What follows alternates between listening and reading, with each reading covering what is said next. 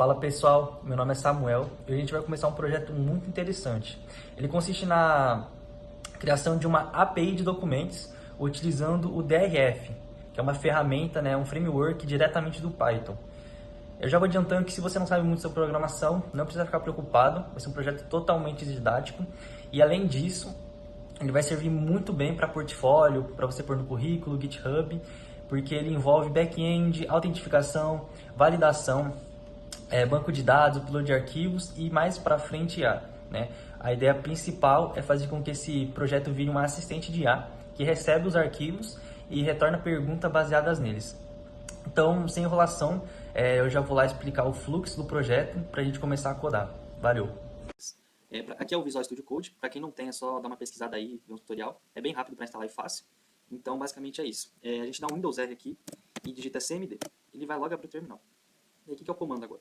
Para a gente criar a pasta, a gente digita mkdir e o nome da pasta, docmind API. Eu só vou deixar esse nome, mas aí vocês podem colocar o nome que vocês quiserem. Então aqui, mkdir docmind API.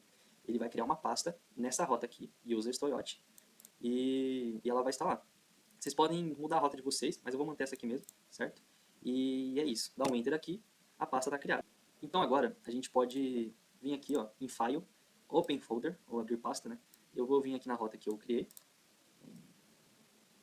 Users, Toyota. Docmind API. A gente seleciona aqui. O projeto está aqui. Então aqui no VS Code a gente já está dentro da pasta, né? E agora a gente tem que baixar o ambiente virtual. Como a gente faz isso? Vou dar um CD, Docmind. O CD ele serve para você entrar dentro da pasta, certo? Então, ó, isso fez com que a rota agora, em vez de ser só user Toyota, se torne user Toyota Docmind API. Então a gente está dentro da pasta. O que é o negócio? A gente tem que instalar um ambiente virtual. A gente roda esse comando, python-m vnv.vnv. É um comando que vocês vão usar bastante, né, para quem está começando. E quem já está faz tempo, acredito que já usou bastante também. Então, a gente dá um Enter aqui. Ele vai demorar um pouco para processar. E pronto, ele baixou. Agora a gente tem que ativar ele. Então, .vnv /scripts maiúsculo /activate. Então, o ambiente virtual está instalado. Né? Está mostrando aqui.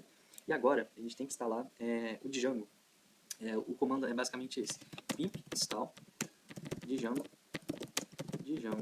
REST framework. Tudo junto. Ele vai processar ali.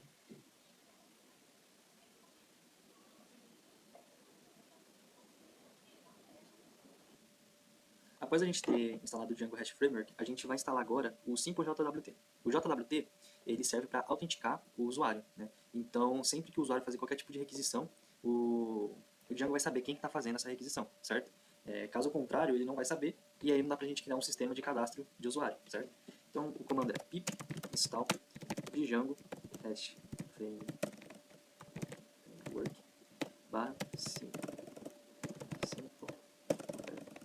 SimpleJWT. E aí ele está instalado também. Do framework de Django e o JWT, a gente vai começar criando as pastas principais do projeto. Então o primeiro comando é Django admin start project config ponto. Esse comando vocês vão usar bastante, a gente vai usar o DRF, e ele consiste em criar a pasta principal do projeto. Lá a gente vai ter os settings, o RSpy, vai ter vários arquivos que eles vão comandar o projeto no geral na parte da configuração. Então, o comando é basicamente Django admin start project. O config é o nome que vai estar na pasta, certo? O nome que vai estar na pasta. Então, você pode colocar o nome que você quiser. Eu estou colocando de configuração, né, mas aí vai da sua escolha. Esse ponto aqui é muito importante.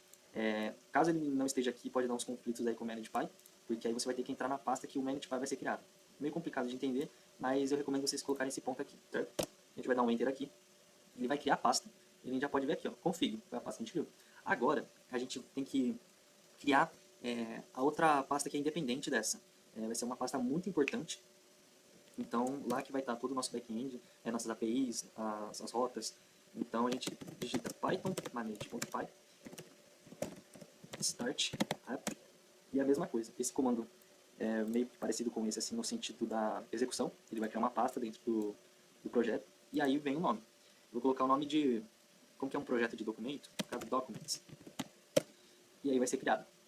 Vocês viram que aqui a gente colocou Python ManagePy. Esse Python ManagePy é o que a gente sempre vai usar. Ele já vem pronto do Django, como vocês podem ver, ele está aqui. Se não tivesse colocado esse ponto, ele estaria dentro da pasta config, certo? E aí você tem que entrar dentro da pasta config para ter que executar qualquer tipo de Python manage.py. Então ia acabar deixando um pouquinho mais complicado, né? É bem mais fácil deixar ele aqui fora. E basicamente a gente já instalou tudo. Vamos dar uma olhada aqui. Eu vou dar uma explicada para vocês sobre cada documento que está dentro dessas pastas. Então aqui no projeto a gente abre os settings, né? E aqui nos settings a gente tem que fazer um negócio muito importante. A gente tem que documentar tudo que a gente instalou até agora. Então o que é? No Installed Apps a gente vai documentar o REST Framework, que foi o framework que a gente acabou de instalar. O outro app que é para comunicar o Django que a gente instalou também é o próprio Documents, né? Então a gente coloca aqui, ó, Documents. Então sempre que vocês instalarem, adicionar alguma coisa assim, ele tem que vir aqui no Installed Apps, certo? Aqui pro final, a gente tem que colocar uma documentação do REST Framework referente à autentificação e o JWT. Como é um documento muito extenso, eu acabei colando, né? Vocês podem tirar print disso aqui ou procurar, né, no Google, que lá vai ter a documentação facinho. E agora a gente vai para a parte legal. Começar a modelar o banco de dados. A primeira coisa que a gente vai fazer aqui no Models é importar os settings. A gente faz então, conf import settings. Agora tudo que a gente instalou já está importado para cá. E a gente vai criar uma classe agora, chama document. Vocês podem colocar o nome que vocês quiserem, porém eu recomendo, para melhor acompanhamento, vocês colocar igual ao meu. Então, um detalhe, sempre tem que ser maiúsculo, ok? Então, a classe está criada, classe document models.model. O que vai ser o próximo passo que a gente vai fazer? Antes de tudo, a gente vai modelar o nosso banco de dados, a gente vai modelar o nosso formulário. Porque o que a gente quer fazer? A gente quer que o usuário logado, né, ele mande um arquivo e um título do arquivo, certo? Então ele vai mandar o título do arquivo e a IA vai ler, né, a inteligência artificial vai ler o documento e a gente pode acabar fazendo uma pergunta baseada nele e ela vai responder, entendeu? Então a IA vai ser um assistente para ler os documentos. Então tá, qual que vai ser a primeira coisa que a gente vai criar? O status underline choices.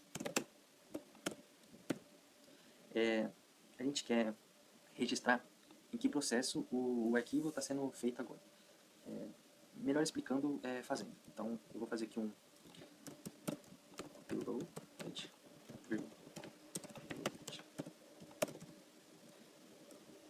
eu criar outro aqui, read, deixar esses dois por enquanto. Quando o usuário tiver mandado o arquivo, o back-end ele vai ter que retornar em que etapa esse arquivo está. Se ele já foi instalado, se ele já está pronto. A gente vai colocar também o failed, que é caso o arquivo esteja errado. A gente coloca aqui, ó, failed. Então tem o uploaded, o read, o failed. Ia ser legal a gente colocar um processing também. Então a gente coloca aqui, se o documento está em processo, coloca aqui processing. Okay? Maravilha. Então essas são as 4 opções que o arquivo vai poder estar sendo processado. Então baixado, está sendo processado, está pronto, ou deu erro. Okay? A gente vai implementar isso aqui daqui a pouco. O próximo passo é que é o owner. O que o owner vai fazer? Ele vai apontar o documento do usuário para o usuário criado. Então, o que a gente vai fazer aqui? A gente vai fazer um models, e vai ser uma chave estrangeira. Foreign key. E aí, aspas não, parênteses. O que a gente vai colocar dentro desses parênteses?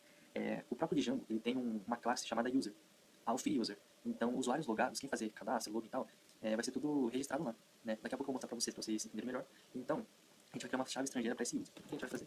Settings.auth underline model user.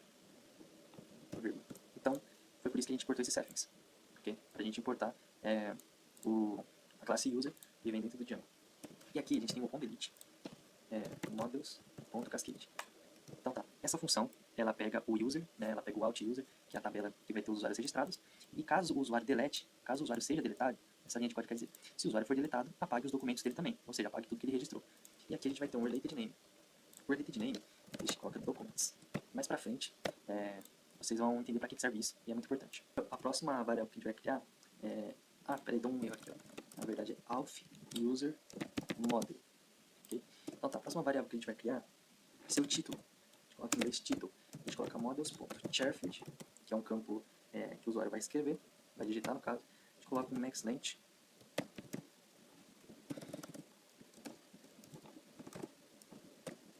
Colocar 255. O que isso significa? Significa que a capacidade máxima de caracteres é 255. Então não pode passar disso. O próximo é o file. Models.file field.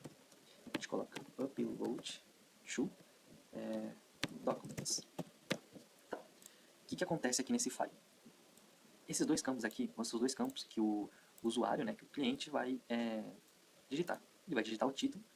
E aqui o file, o que o file faz? Ele pede um arquivo do seu computador. Então, por exemplo, como a gente quer criar uma API assistente para ler os documentos, ele vai ter que mandar o documento que ele quer. Entendeu? Então esse file vai fazer com que ele mande documentos. E o documento ele vai ser baixado nessa rota aqui, que no caso é esse aqui. Então, qualquer documento que a gente for enviar, ele vai ser salvo dentro de documents, que é isso aqui. A próxima variável que a gente vai criar agora chama test content. Aqui vai ser onde o texto, né, vai ser armazenado. A gente faz um models.test field e a gente pode deixar assim. Agora a gente vai criar a variável chamada status. Ela vai importar esse status choice aqui, que a gente fez aqui em cima. Então, essas 4 opções vão aparecer nesse status. Antes de tudo, vou fazer um blank true. Para caso o usuário não coloque nada, né, não tem problema. Isso significa, tipo, se tiver em branco, tudo bem, ok? Então aqui em status a gente faz o models.shareford. Esse vai ser um campo, né? A gente vem aqui, dá pra gente colocar um max length também. 20 aqui só pra... aqui a gente vai fazer o choices igual a status choice, que são essas opções aqui, certo? Então na hora do formulário, vocês vão ver já o status ele vai possuir essas 4 opções aqui para serem selecionadas. Então aqui a gente por último faz o default igual a uploaded. Isso significa que a situação de qualquer documento, quando for enviado, vai ser isso aqui, que é no caso enviado. Então, enviado, processado, pronto, falha. Né? Então, isso aqui está dizendo que a primeira etapa de qualquer documento enviado vai ser o upload.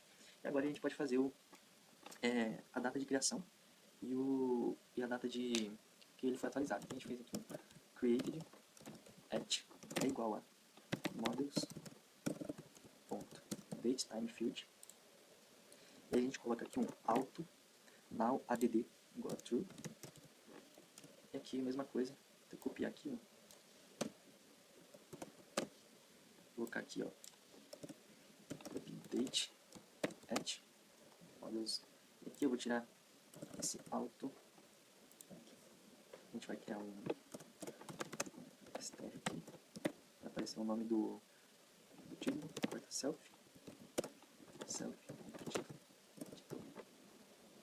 Eu só esqueci de explicar mais a profundo sobre esses dois campos aqui, né?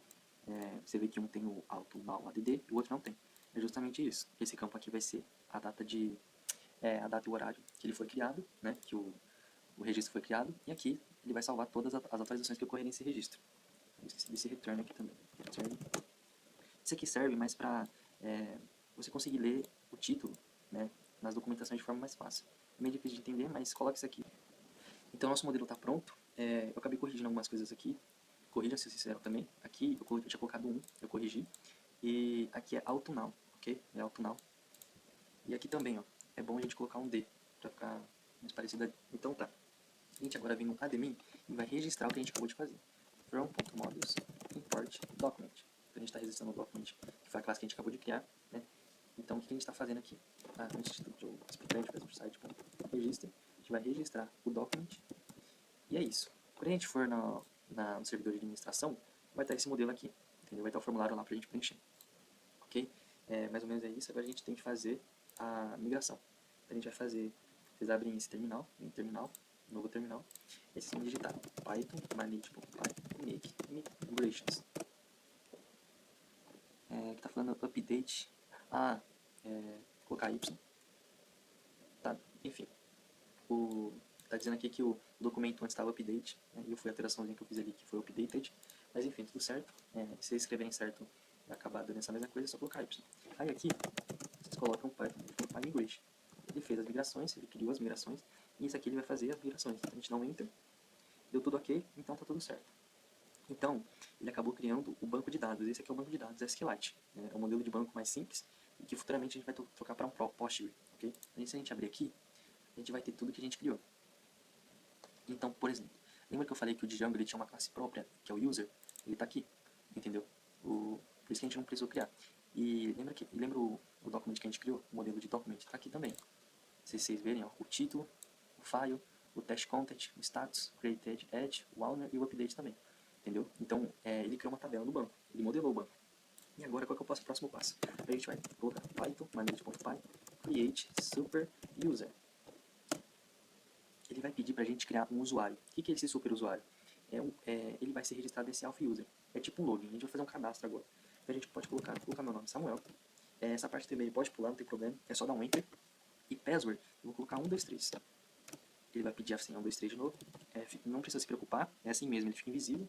Né? E aí a gente dá um enter. Ele vai falar aqui que tem 8 caracteres, que não tem 8 caracteres no mínimo, né? Mas não tem problema, você coloca um Y. E o super user foi criado. Então a gente vê aqui, ó, só dá um refresh aqui, Samuel. E aqui está o nosso usuário. Você vê que a senha não está 1, 2, 3. O que deixa isso ainda mais seguro, né? Porque se estivesse mostrando aqui, né, pode ter algum risco de corromper, sei lá, são dados sigilosos, né? Então você vê que a password está com um token aqui, vamos dizer, que mais pra frente a gente vai aprender a implementar isso aí. Então tá, a gente criou o super usuário, a gente digita python, run server, a gente vai falar, rode o servidor. E aí agora o servidor está rodando certinho. Com o servidor rodando certinho, a gente copia essa rota aqui, você dá um Ctrl C, e vocês abrem o seu navegador e dá um Ctrl V. Pronto, deu aqui congratulations, né? Quer dizer que deu tudo certo. E aqui agora a gente vai colocar aqui, ó, /admin. O que é? A gente acabou de criar um super usuário, a gente vai colocar ele aqui, Samuel. E a senha 123.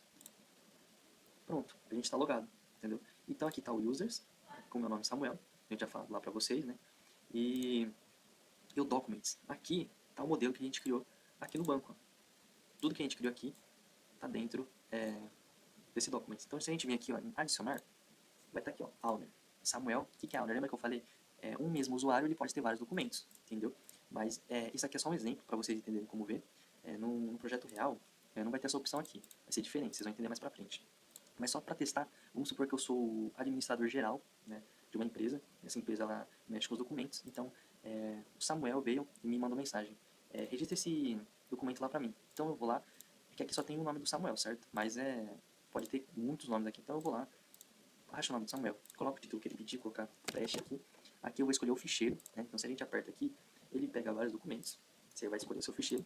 Esse teste content, mais pra frente vocês vão ver que esse campo não vai ser escrito nada, você não vai escrever nada. Na real, esse campo vai ser o que tiver escrito dentro do seu ficheiro, ok? Não é o campo que você vai editar, alterar nem nada. O que você mandar aqui, ele vai aparecer aqui, nesse teste content. Por quê? Porque assim, esse projeto não é para a IA ela conseguir ler o documento que a gente enviar. Então, para ela ler, ele tem que ser todo desestruturado. A gente tem que desconstruir todo esse documento e dividir por partes, enfim. A gente vai avançando e vocês vão entender. E aqui o status, como eu falei, vocês já viram que ele já está em uploaded, né, por causa daquele default. Então, aqui a gente é só escolher, ó, Processing, Reading, Failed, que no caso a gente não vai escolher, vai ser o back-end mais para frente. E é basicamente isso. Então, essa parte da aula já está concluída. A gente configurou os settings já configurou o admin, os modelos. Na próxima aula a gente vai começar a aprofundar mais ainda no back-end, começar a construir a API, né, no Values. A gente vai aprender a usar os serializers e a gente vai criar um sistema aí para validar os documentos e permitir que sejam apenas PDF, TXT e Docs. Né? Então, demais é isso. Muito obrigado a todos. Que vocês tenham um ótimo dia.